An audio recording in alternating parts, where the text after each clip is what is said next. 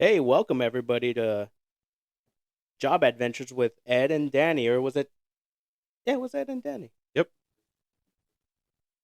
So this is our first official podcast that both Ed and myself decided to do. Yeah. So maybe Ed, you could start by, dude. A little intro on what it's going to be about. Okay. So pretty much, in the past couple of years, I've been in probably what two or three, probably three, um, just different fields of work, and they are completely different. And I just started thinking, I'm like, how many different fields are there out there that we don't even know about?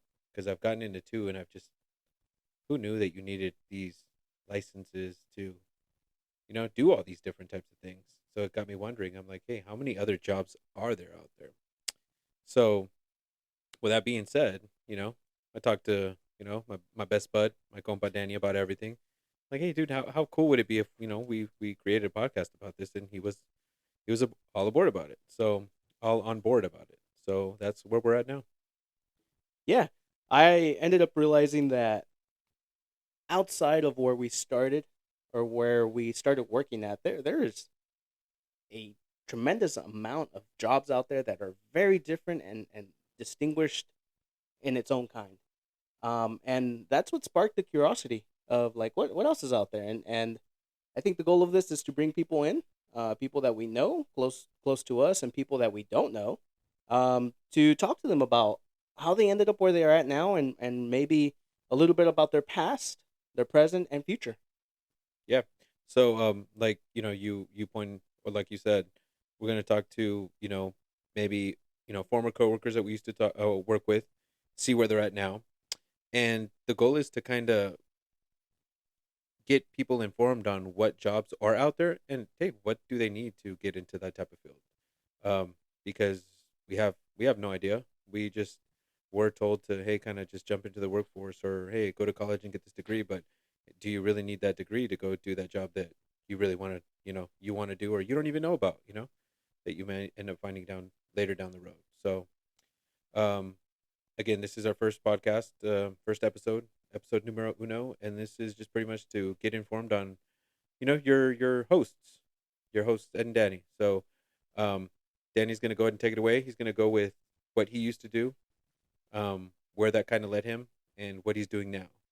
And I'll jump in after, and we'll go there, and I'll jump in, and I'll ask him questions on, you know, how he got there and how he did it. Yeah, and vice versa. So, without further ado, Danny, go ahead, take it away. Yeah, so I'll start off by saying I've worked majority of my life, I guess I could say. Thankfully, I was working at a young age because I my dad lived in a farm and I was able to work doing some stuff in the farm. Um,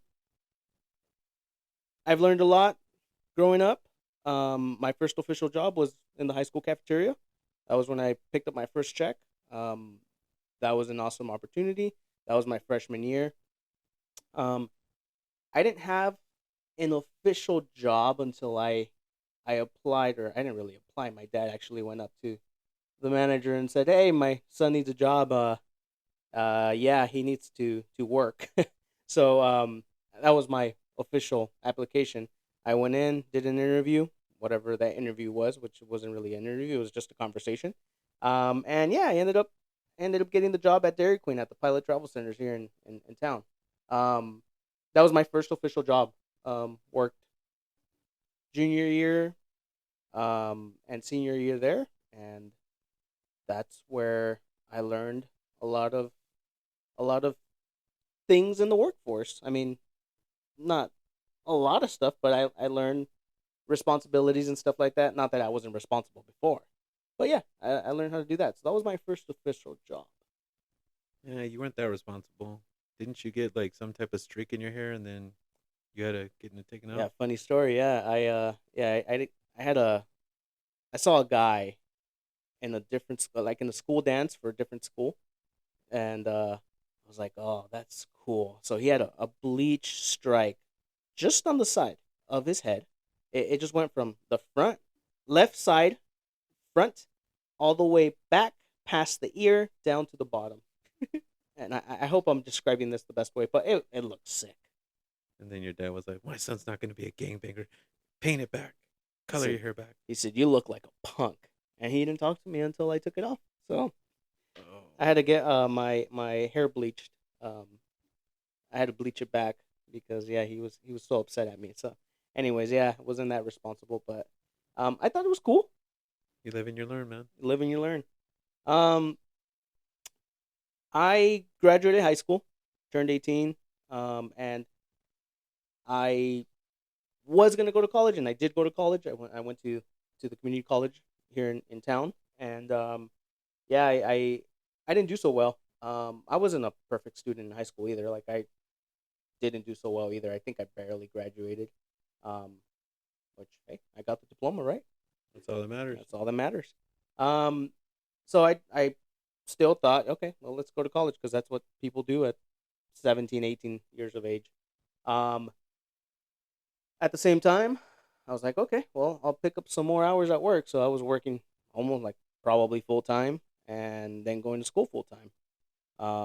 That didn't work out so well. I started slacking at school, started not going to class. There was one point where I was like, well, I'm close to an F in this class. And it was towards the end of the school year, and I was like, well, I'm just gonna get an F. And I mean, that wasn't the right mentality. The mentality that I have now is not like that. But back then, I was like, well, F it, fuck it. I, I'm already gonna fail. Let's just why feel bad about it? And I was like, screw it. So it got to a point where I was like, yeah, I'm done with school. I decided I am gonna go full blown, and I'm gonna work at pilot travel centers, and things started falling into pieces at that point of my life where I was getting little promotions because people started leaving or getting fired, and that's where I came in. I'm not sure if I was the best suited for the job, but I'd like to think that they saw potential in me and they liked maybe my attitude or my work drive, and they probably thought, well, we could develop this guy, you know. So that's when my first career started. Um, it started with that. Um, I started as a crew leader for the Subway and Dairy Queen. Then it eventually things happened again where people were getting either fired or they were leaving, and here was Danny again, and ended up being a shift lead, and eventually I ended up being a co-manager.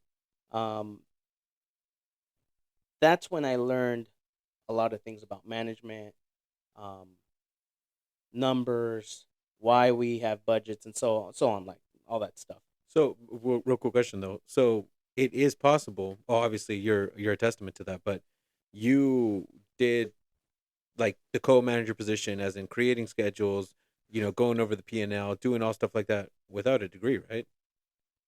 Yeah, totally. It would have helped if you knew. Definitely, definitely. I think it would have helped. I think a big and I think I mean I again I haven't finished college, and I'm attempting to go back to college now as we speak. Um, but I feel that college teaches kids and opens their mind and broadens them of different things. But I think it teaches them how to learn in the real life. How to learn in real life. Um, that's why I'm saying that it would have helped because maybe I would have taken a business class. Yeah. Maybe I would have taken I mean, a math class that could have helped me with, numbers and Excel and how to read these prevention and losses. Um, Help me out, fill me in. Like the reports, The right? reports, Yeah, yeah, exactly. Yeah. yeah, yeah. Um, I think if I would maybe I would have taken a class like that, or maybe a class similar to that where it would have been like, oh, okay, I could I could put two and two together, and this works, and I would learn. So yes, I think it would have helped, Yeah. but that's not the route I took. That's not the route that was dealt to me, and this is the route that I took, and that's when I started learning about these numbers. Thankfully, there was people there that were willing to teach me these things, and hold me accountable to hit these numbers, hit these goals. Um, and yeah, I think that was an awesome thing. So yeah, I learned so much. Um, I also was able, since I mean, I had a girlfriend and stuff at the time, um, but no kids. I was flexible. I was able to travel for them. It was awesome. I was able to open a couple stores in different states. I was able to manage stores in two other states. Um, there was quite a bit of things that I was able to do. So that was pretty awesome. Yeah, no, yeah. Well, I was there to kind of see your growth with Pilot, and I kind of followed those same footsteps. I thought that's what I wanted to do, but yeah, I mean, you definitely got really great opportunities to expand within Pilot and get a bunch of experience along the way. So, with everything that you learned at Pilot, how did you use that for your next endeavor? So when I was completely done with Pilot, and I wouldn't say I was done with it. I think I was just looking for a new, something new. I didn't want to do retail anymore, and I didn't want to do retail there anymore. So my next, I didn't really have a goal. I didn't know what I wanted to do. I just wanted to do something else.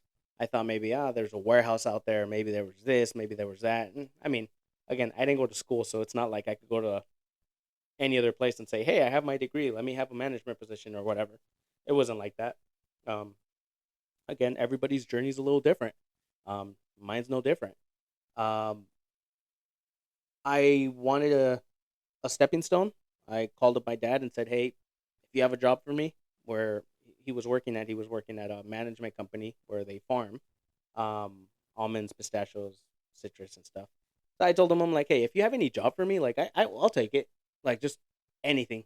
I will irrigate. I will be on a tractor. I will do whatever. Like I just need something just to from push me from where I'm at now to my next step, which I had no idea what it was, but I was gonna figure it out then. Um, Things again happened for a reason. Things started falling into different places. I my dad wasn't able to get me in with him, so he ended up calling some other person and asked him if, hey, are you looking for guys to work in the harvest, because my son's looking. And then he's like, yeah, you know what, yeah, I think we are. Let's think about it. I think their thought then was they were looking for somebody to um, be a leader I in the see. harvest, Yeah, somebody to grow. somebody to grow. I think they weren't really looking for just another employee. It's just kind of I ended up being there and a good time.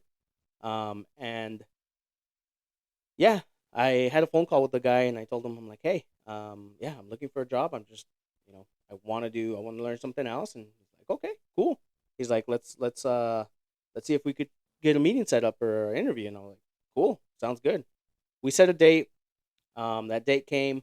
I remember working 5 a.m. to 1 p.m. And I think my interview was at 2.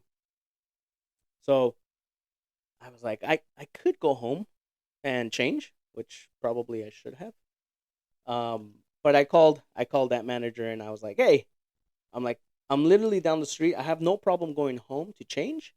But if you're available now, like I could go right now and have this interview. It's just I'm gonna be in my pilot uniform. Like it was like black pants and like a red bright shirt. And he's like, yeah, dude, I don't care what you look like. Like if you just want to come and yeah, come on down and we'll just do the interview. You don't have to go home. I'm like, oh, okay, sweet. Um, at that point, I was like, okay, cool. Maybe then I'm like, I'll just. It wasn't that I was trying to be lazy. It was just like, why am I gonna waste their time? Yeah. Like, I'm just gonna look different. I'm just gonna change a little bit, and that's no different. They want to know me, so went in, had my interview, red bright shirt. Um, they asked me, and I don't know if this was their decision or not, of at the end to hire me or not, but they asked me, and they said, whether we hire you or not, you're leaving pilot. And I was like, whether you hire me or not, I'm leaving. Like, there's nothing. I am done. And they're like, okay. They're like, put your 2 week notice in. Bam. I think I remember like getting off my seat for like a second because I was so excited. I was like, wow, I'm out. I'm going to something new, and I that was exciting. I was excited then, um, and there was just so much going in my mind, saying, okay, finally, I'm leaving. I'm leaving this place for something new, and this is a new chapter in my life, and I thought that was just super exciting. Yeah, no, that's I totally understand the whole, trying to start something new because again, it's like it's like being a little kid getting something new. You're just so excited to like, hey, what am I gonna do with this? You know what I mean? And as an adult, you get stuck in the same repetition over and over. And that pilot, I mean, I think anybody that used to work at pilot can say you get burnt out. Whether it's the schedules, whether it's the people that you deal with, the customers, or just the same tasks you do every day. It does get pretty boring and you get burnt out. So I mean, I've been there. When I left, we'll definitely get there towards me. But so okay, you started Agriland, and I'm sure just like anywhere else, you got to start from the bottom up. So how'd that go? Yeah. So before we move on to that, I'll sum up that I think prior to this, yes, prior to getting hired at Agriland, I had a lot of no's, a ton of no's. So I think the excitement also like was elevated because of that. Because I had applied places, I had talked to people, I had interviewed with people, and it was just a no after a no after a no. Um, where this finally was a yes, and I was like, okay, cool. Um, right after my interview, I submit my paperwork.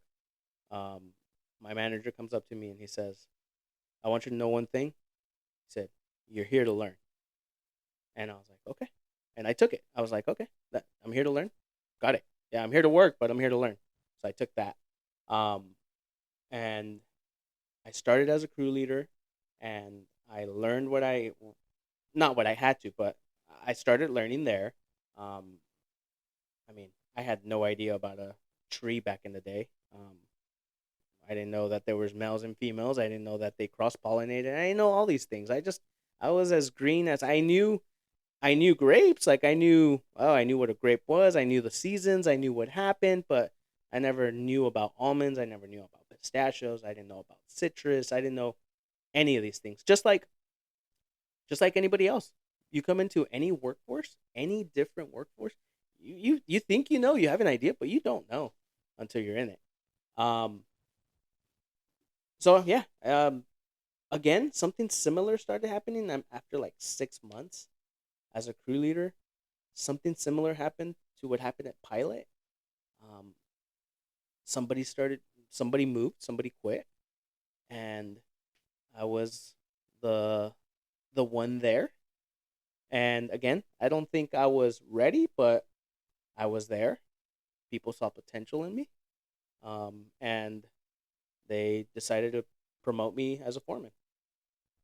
When I became a foreman, that's when I really started learning, because it was a sink or swim situation. You were either you were either gonna do it or you were gonna do it. You were just gonna learn it. Hey, so question. So you said you kind of got moved up, or the same position. You were in the same position that kind of happened at Pilot. So are there people in this field that have degrees in agriculture that have the job that you have now?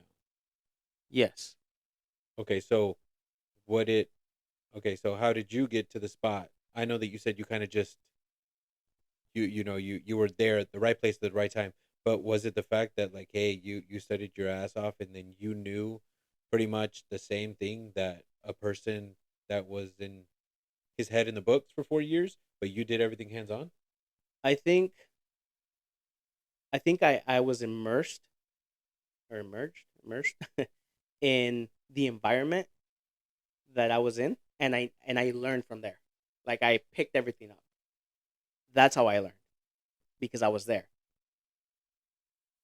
These other people that are here, that are in the same company, in the same position as I was or am I, that get degrees, they're a little different. They're book smart, And then what they do is they take up internships and have different internships in different, I'm gonna say different environments or Like different fields. different fields exactly.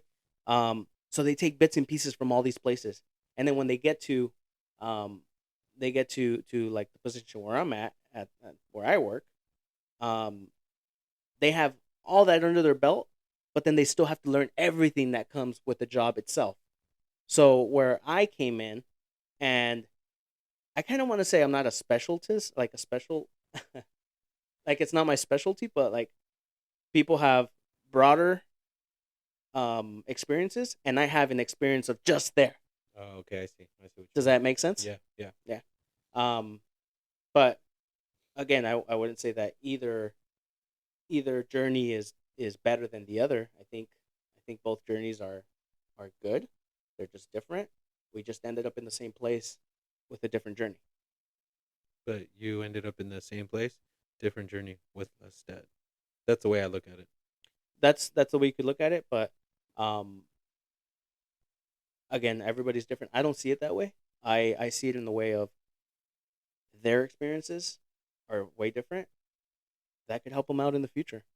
My experiences help me out in this future. Whether they went through the debt, I don't look at it that way because I do would have liked to have a journey like theirs because it would have expanded my knowledge of different fields and different career paths in this world. Um, even if it, yeah, you're right. Even if I spend a little bit more money, Yeah, or I mean, I don't have the school debt because I didn't go, but um, yeah, we both end up in the same place. But yeah. you're right. That's what I'm saying. Yeah, you guys climbed up the same ladder, and yeah. I mean, look, like you said, everyone's got has their experiences, and whether people like it or not, hey, you're in the spot. You made it. You can't take. You got to take the good with the bad sometimes, and yeah, man. So going back to Agriland, you're there now. You are. Oh, you were talking about how you made it to foreman.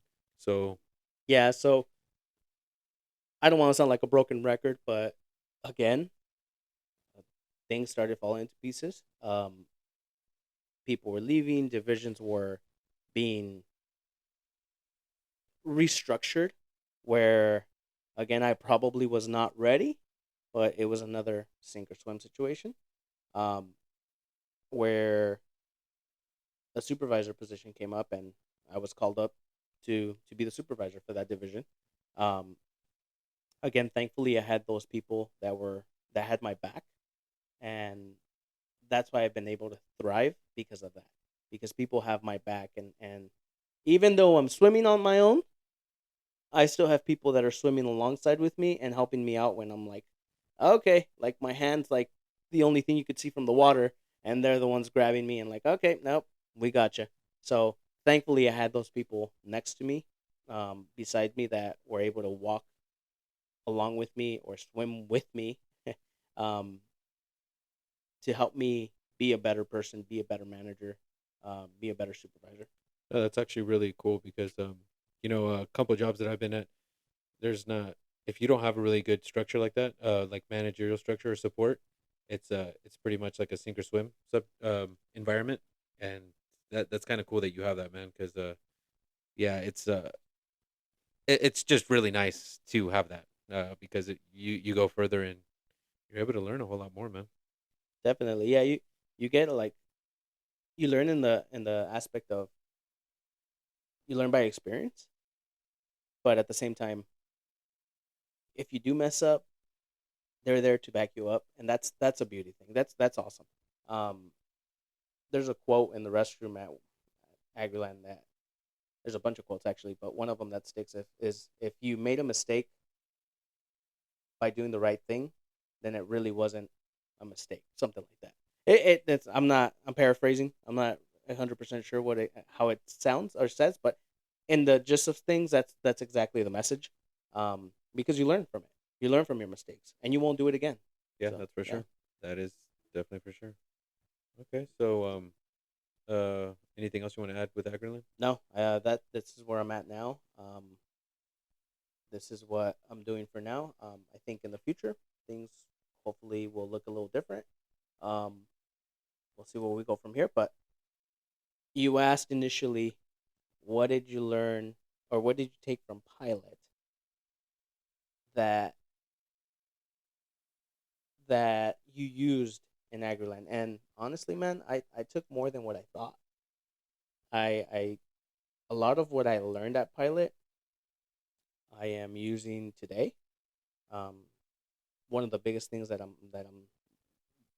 I use is people management.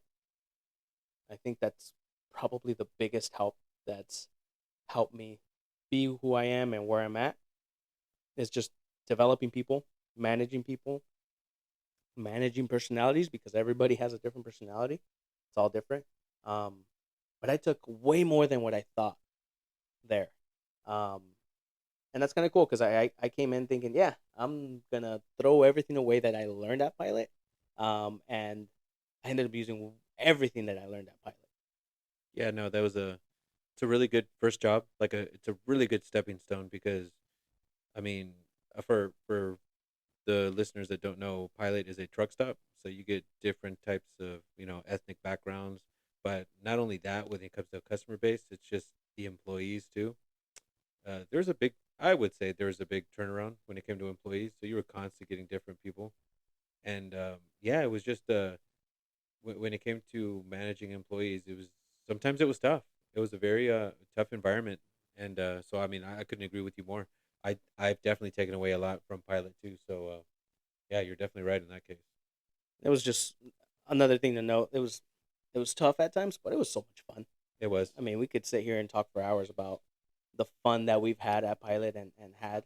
So I, it was awesome. yeah, I definitely agree there, and I think I've had more good times than bad times at Pilot. I can honestly say that. And Agreed. how many years were you there? I was almost hitting my 10th year. Oh shit. From Okay. high school all the way to almost my 10th year. I S- was months away from hitting 10 years. You went 2007 or 2006? December 2006, and I left August 2016. Okay, I was April 2007. So and I left 2016. So what's that? Mm-hmm. Almost 7 years. Yeah.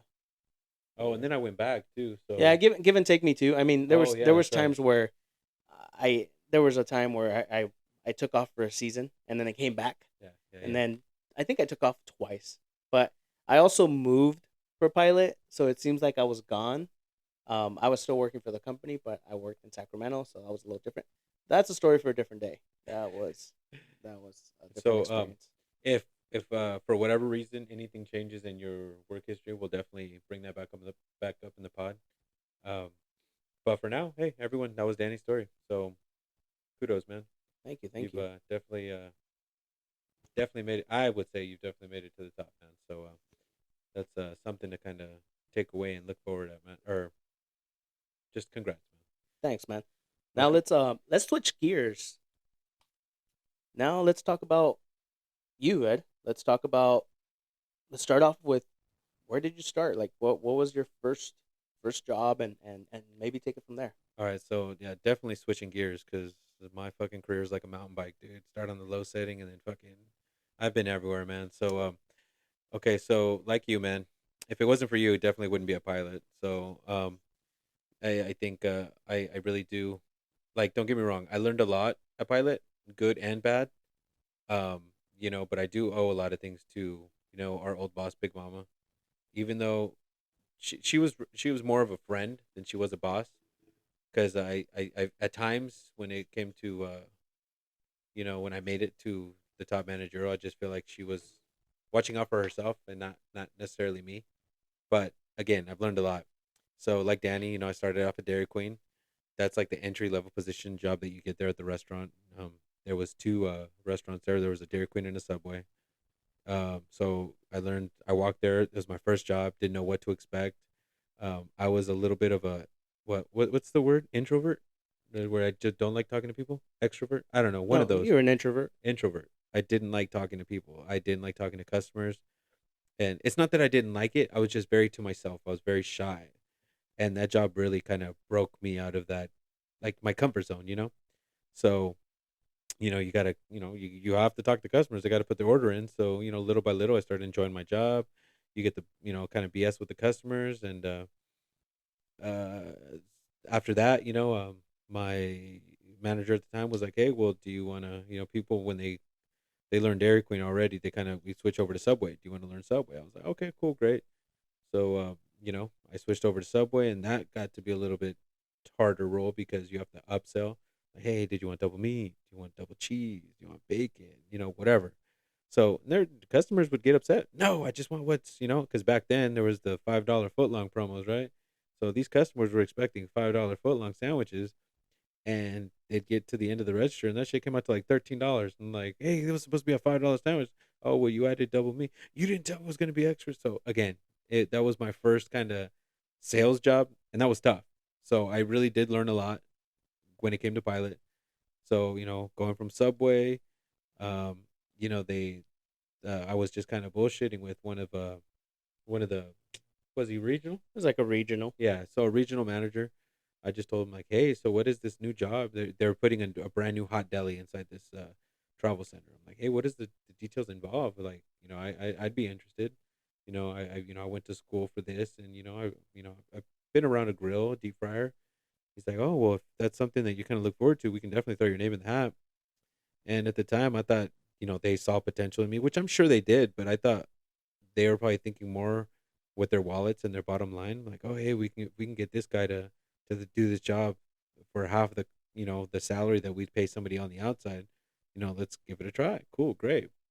So I moved up within the company. I ended up becoming the deli manager, and that was one of the hardest jobs in my life, just because I like I was telling you earlier, managers, if you have that support system, you'll go far, man. You will definitely, if they have your back, they will go. You will go far. And with me, I feel like I didn't have that. So long story short, I just ended up leaving, and I ended up getting a job at Red Bull. So I left Red Bull, and then as soon as I left, they hired Monica. Well, we don't. Yeah, okay, I already said her name, but they hired another hot deli manager, and she had so much support where they put extra hours, extra labor. I was bending backwards trying to keep that kitchen, clean and keep it moving. And they gave the position to somebody else, and they decided to put so many hours into labor, and I was just like, damn, I just called BS on that. I was just like, I just felt like I didn't have any type of support, but they just kind of taught me to kind of a just kind of not everyone's out there to kind of help you. Everyone's just looking out for themselves. So that's what I took from pilot. Even though, again, I have great stories to tell, and that'll probably be for another day on the podcast when we can't get a guest or something. But I have great stories and great memories, and I have great friends that I still talk to till this day. So yeah, so I have nothing but not nothing good to say about Pilot, but yeah, again, just great stories, and I learned a lot from Pilot, and I was talking about the upselling at Subway. I was able to utilize that at Red Bull. I was at Red Bull for about probably 7 years too, 6 7 years, and I knew nothing about sales besides selling sandwiches and whatnot. But these guys liked my attitude, and they saw potential, and they're like, hey, we'll bring you in as a sales trainee. Now, did you know anybody at Red Bull before you applied? So, okay, the way I got in was, we would, again, fucking the deli manager that's supposed to be in charge of the fucking hot foods was checking in fucking the Red Bull guy, right? So, again, I got stuck doing shit that I shouldn't be doing. And, I would just bullshit with the Red Bull guy. I'm like, hey, dude, you guys hiring? He's like, oh, actually, we are, dude. His name was Martel. Shout out Martel. And, yeah, so, I applied. I got a little phone interview, and then I got the webcam interview, and the rest was history. And then I got the in person interview, and then again, they really liked I guess my persona, the way I was. I was very active. I'm like, hey, that's what this job needs, man, because you're gonna go up talking to a lot of people, and I was just like, hey, that's literally what I was doing before. And so they're like, okay, great, let's bring you aboard. So they brought me in as a sales trainee. So that's pretty much like a relief driver. So when somebody calls out, I would go on their route and do exactly what they would do, right? So, um, kind of, somebody would move on with the company, they'd find another job, a route opened up for me. So I ended up getting the Clovis route for the first year, and everything was going great. And with that job, you go store to store. I'm not sure if you guys know what DSD is, but it's direct store delivery. So all the Red Bull that you see, that's pretty much what we do. It comes from our truck, our warehouse, goes into our trucks, goes straight to the store, and we would refill everything from the shelves to the coolers to everything Red Bull was us. And it really opened my eyes on how everything in the grocery works. You just you go to the grocery store, you don't even think about how it got there. You just kind of, oh hey, it just magically goes on the shelves, and like no man, everyone is busting their ass from 5 o'clock in the morning to 11 o'clock because that's usually when time receiving closes, and yeah, you're just go go go. And honestly, that job was it was very eye opening, but it was also very I don't know the word that I'm looking for, but it was just like Stressful. oh, it's stressful for sure, but I loved the stress because it made the day go by that much faster, and it was also a challenge because you're going up to people that don't want to talk to you, don't want to see you, and I didn't handle rejection well. So when you'd go talk to a Walmart store manager or a Target manager, they got so much shit on their plate. They don't want to talk to a salesman. But at the end of the day, that's your job, and you get paid by commission. So you want to sell as many cases as you can. So I at first I didn't like, oh, they're just gonna tell me no. So, but I'm like, dude, you're not gonna know. You're gonna get a no unless you go ask. So you get rejected after 10 times. You're gonna get that yes, and that yes feels so good, and then you just want to chase more yeses. So I'm like, yeah, you're gonna have to go through a couple no's, but once you get that other yes, you're gonna be like, oh, you just feel like you're on top of the world, man, and you want to just keep chasing that high. And that's what I loved about that job was just every day was even though it's the same stuff that you're doing, it's just going to be a little bit different.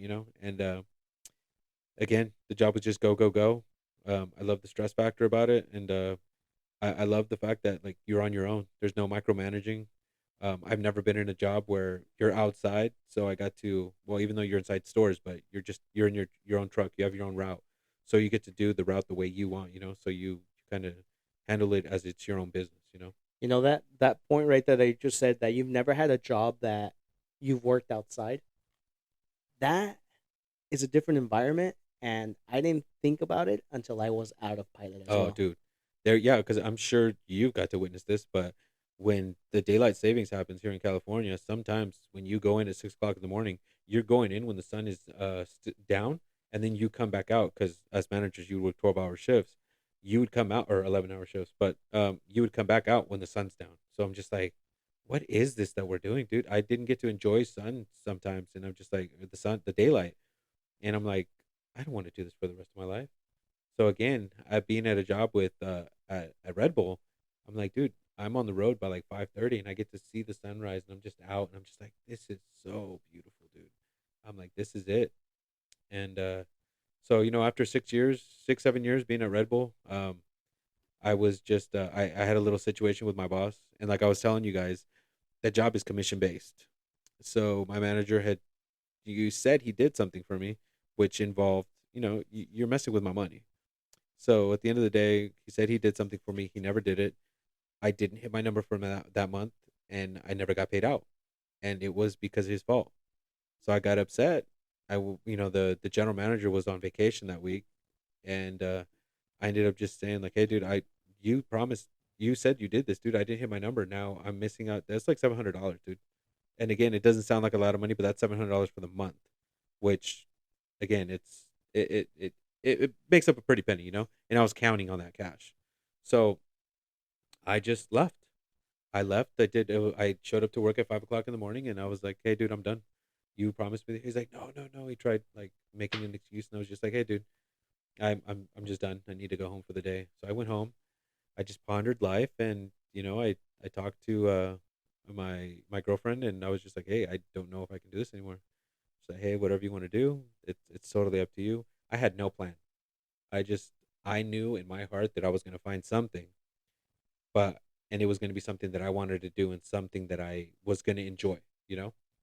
And yeah, again, I enjoyed that job. I really like when you work somewhere and you're proud to work somewhere. Oh yeah, I work for Red Bull because it's a really known great company. Um, they had badass uniforms. They gave you really good merchandise. And free Red Bull, dude. they always had like a fridge stocked full of shit. So again, it it was just I really did enjoy working there, and and I took that weekend and to think about what I was gonna do, and I told myself, fuck it, I'm gonna go get my commercial driver's license.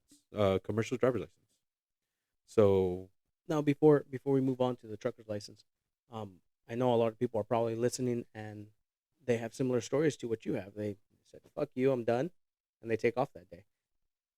Your experience. It's been years now that this happened.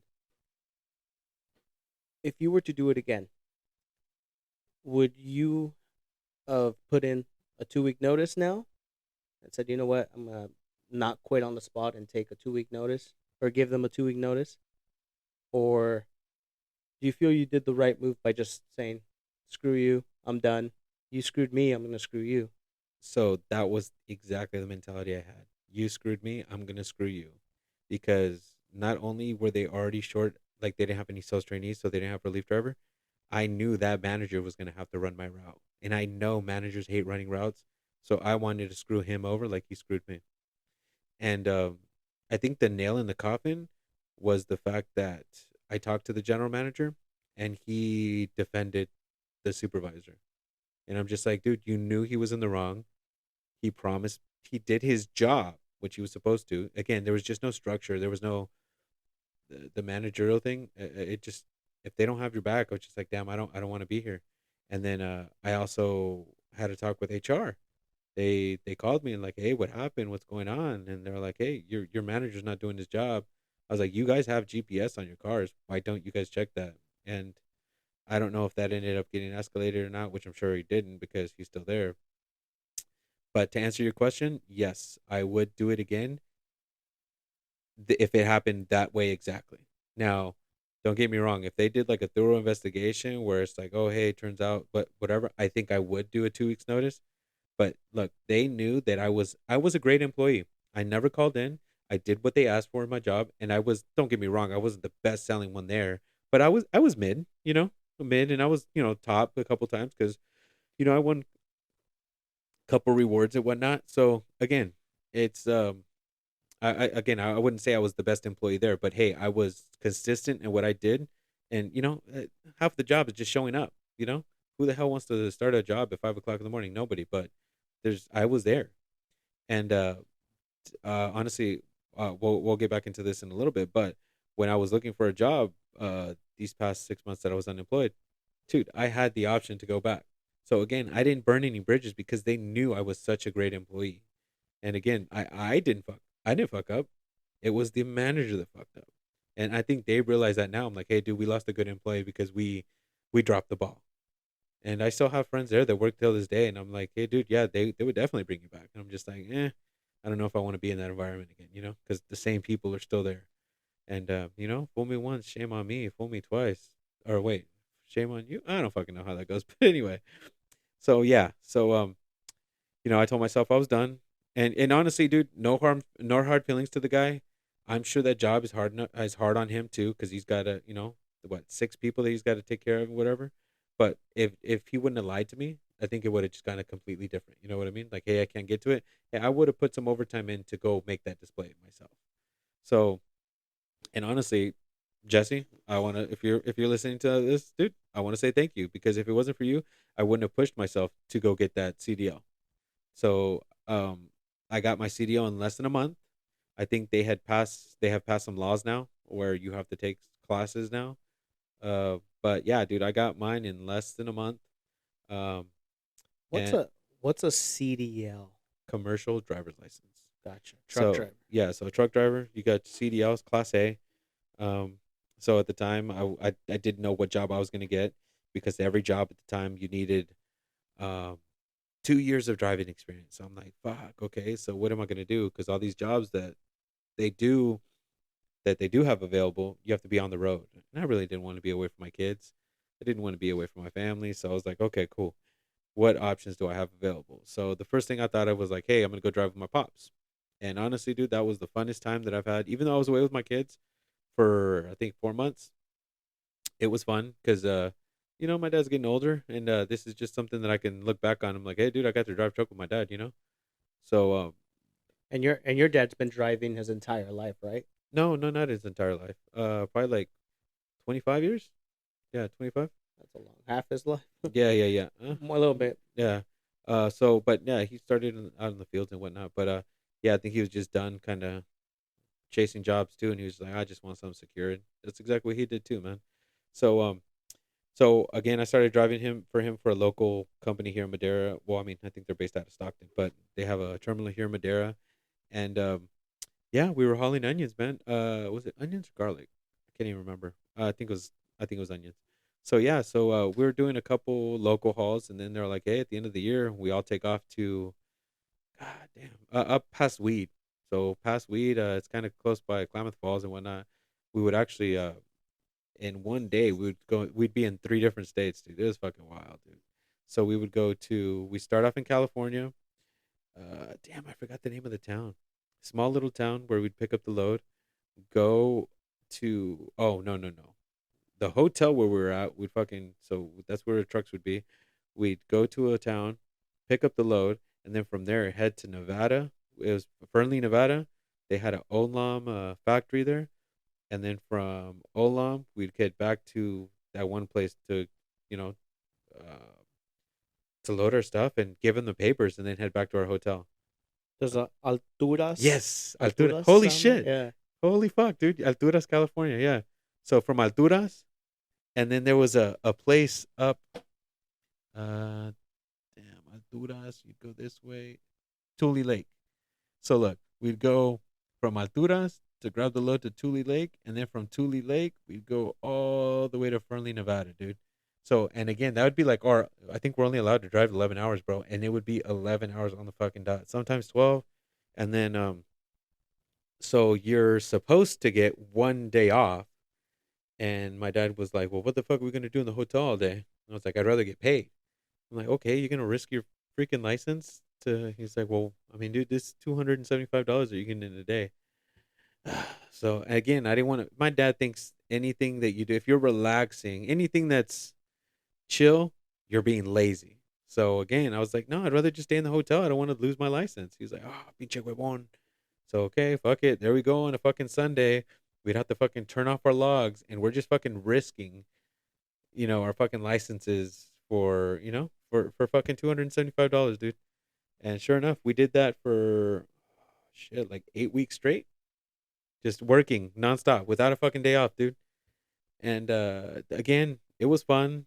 I got to definitely see different parts of the states. I got to see Mount Shasta, and actually, dude, I have a beautiful picture. Fuck, actually, you know what? I might make that the fucking the podcast picture, dude. That is a good picture. Ah, dude, it's fucking beautiful, dude. And so yeah, dude. Again, I don't think I would trade that part of the CDL thing for just because I experienced so much, dude. And so I did that. It was seasonal, so it was over. And when I was back, I was just like, while I was actually working with my dad, I was looking for local jobs in Madera because I knew this was going to be over soon. And I ended up getting a company in Fresno called Oak Harbors. It's like LTL. It's kind of like FedEx, but it's like you're shipping and receiving uh, pallet sized loads. So different companies, you're going to different locations, and that was kind of cool too because I got to experience different part of the a different part of the company, something that I've never seen. I'm going to like facilities I've never even heard of. I'm like, oh shit, you guys do this, and so again, that was kind of cool. Um, and I did that for 3 months because I was applying for something else because that job was very um it was just everywhere. It was scattered because like, hey, it depended on what time the deliveries from LA would get there, from Seattle, and I'm just like, what? Like, why are we waiting for all this? But yeah, sometimes the loads would get there at 8 o'clock in the morning. They'd have to sort out the loads, and then they'd call you at 10 o'clock. Sometimes 11, 12, 1 o'clock in the afternoon. And if they didn't have anything, they'd call you at 4. Hey, we have nothing, but we have pickups for you to go do. Or sometimes, I guess our biggest freaking customer was Joanne's. So we'd go to the Joanne's warehouse in Baise and just drop off a bunch of empties, and then it was just wild, man. It was just crazy, and so I did that for 3 months, and again, I got as much as experience as I could driving truck. I did doubles with them. I did doubles with Panela, and then I was like, okay, cool. I did what I needed to. I learned what I needed to. Let's go somewhere else. And fortunately enough, I got, I just applied thinking nothing of it because I saw a truck, one of their trucks on the 99. It said safety clean. I was like, oh, okay. And it said, sponsor of NASCAR or something. I was like, okay, it seems like a legit company. So I applied. I did what I needed to, and sure enough, I got a call back from the recruiter. And I did take a pay cut. I took a pay cut because even though I wasn't getting full hours, full time hours Oak Harbor. yeah, Oak Harbor, I they were like over here, they're like, hey, we're gonna start you at 25.50, and over there I was getting paid 29. So I was like, okay, cool, I'll take the pay cut. And they were like, hey, we have overtime here. You have potential for commission. You're like, hey, she's like, I think you really would like it here. I'm like, okay, cool. So, it was and this was a start time at 5 o'clock in the morning. I was like, I could get used to this. This is the same thing that I used to do at Red Bull. I'm an early bird, so I love waking up at that time because at the end of the day, you're gonna be off by like 2 or 3 o'clock in the afternoon, and I love that because I can go pick up my kids from school or I can just spend the afternoon with them. So went to Safety Clean. For people that don't know, that's like an environmental hazard company. Did that for 2 years. Honestly, that was probably one of the best jobs that I've had. And well, again, they've all been good. Like I said, Red Bull was fun, Pilot was fun, but this one was just more. It was just chill back. They definitely don't micromanage as long as you get your job done by the end of the day. So, I dealt with a lot of hazardous material, and I got to go to a lot of companies that I didn't know.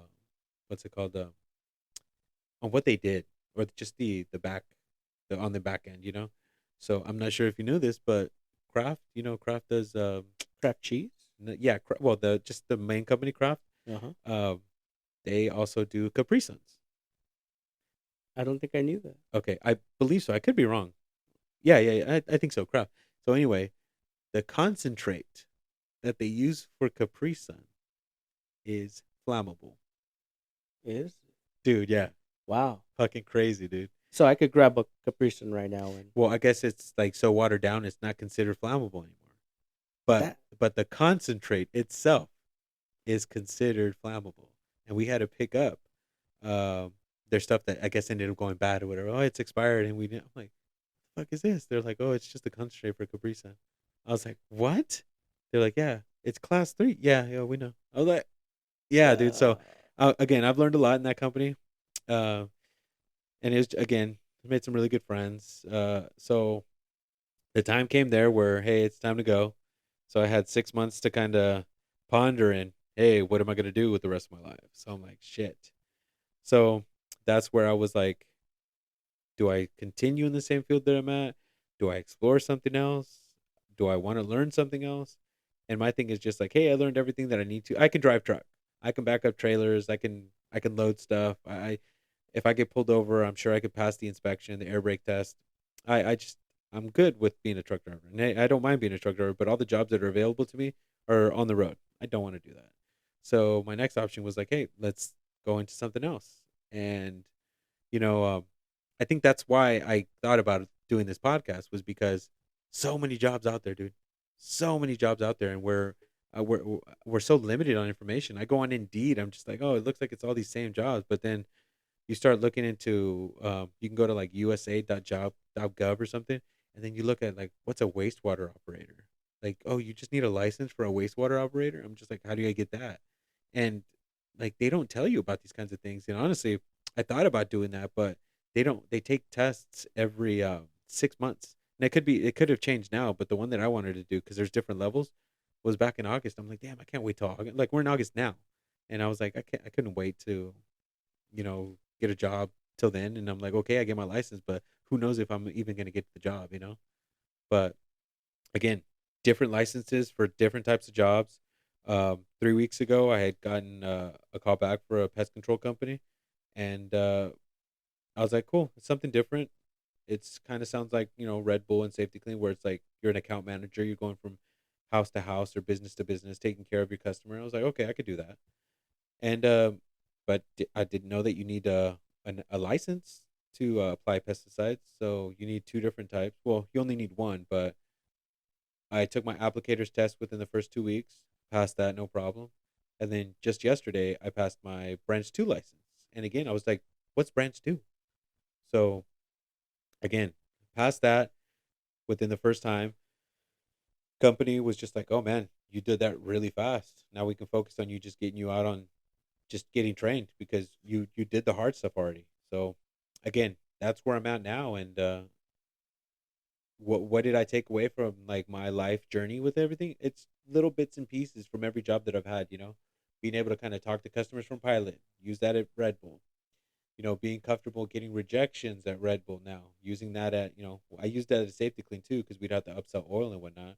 But then I'm definitely going to use that now because at the end of the day, hey, we have to upsell different types of pesticides for mosquitoes and things like that.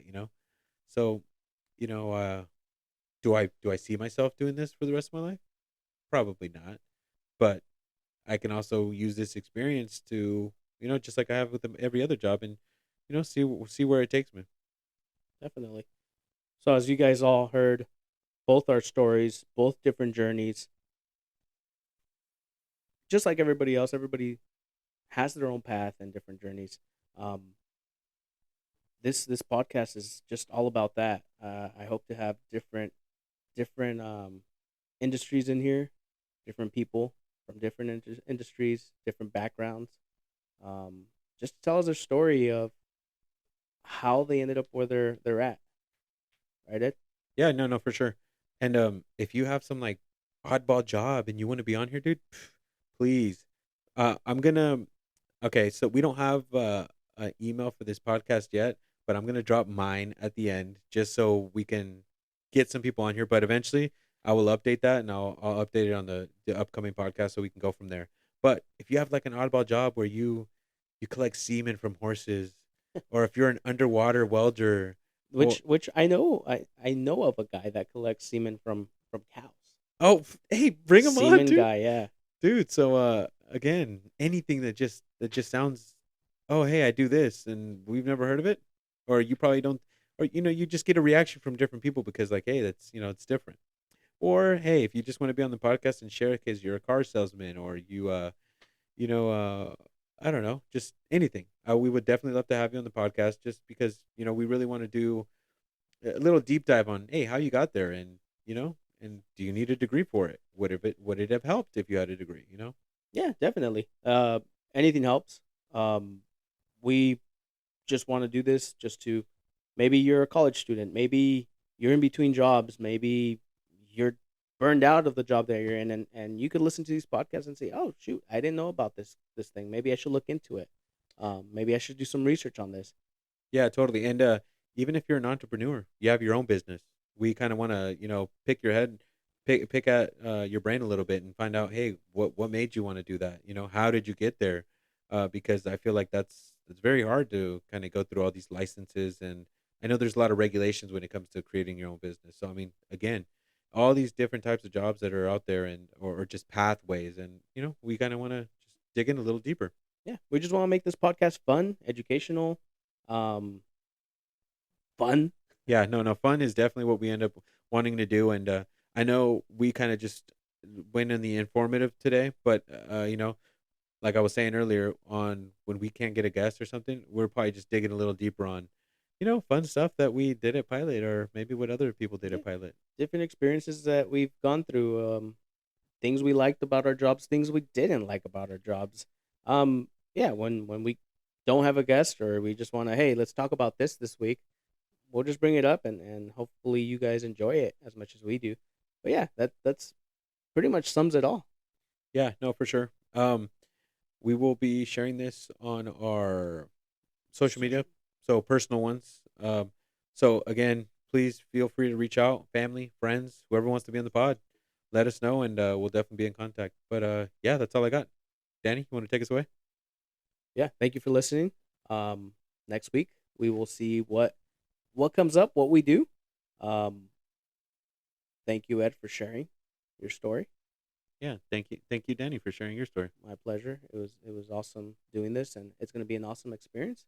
And here's to the first podcast. To the first podcast, and we'll be trying to do these weeklies. So we'll see how that goes. If we can't do weeklies, we'll definitely be doing bi-weeklies. But yeah, just stay tuned. Thank you, guys. Bye bye.